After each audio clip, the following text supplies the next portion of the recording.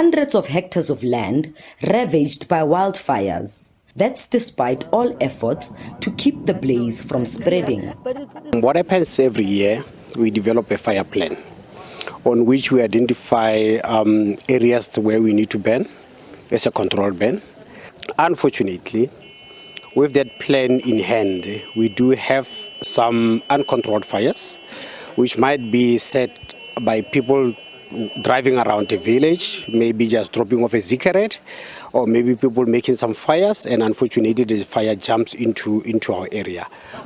While grazing land at the park has been affected, wildlife here remains well secured. We haven't lost any big game, so obviously what we have lost for now is just the grazing land, and it actually in principle stops us from even burning the areas that we identified to burn. So the impact might not that be huge because we still have an alternative area where our animals can go and graze, even though this side is burned. These raging fires have kept the Northwest Umbrella Fire Protection Association on high alert.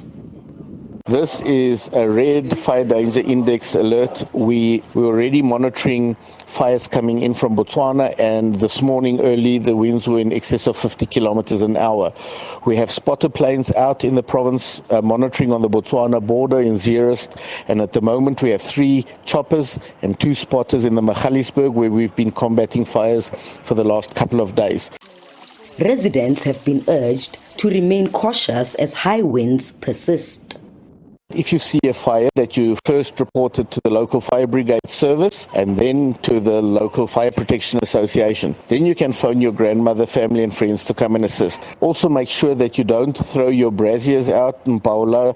Don't let any loose coals lie around. Please put it out.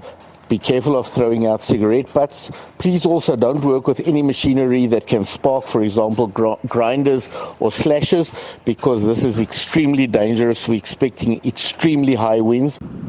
According to the association, there were over 15,000 wildfires in the province last year that ravaged almost 500,000 hectares of land.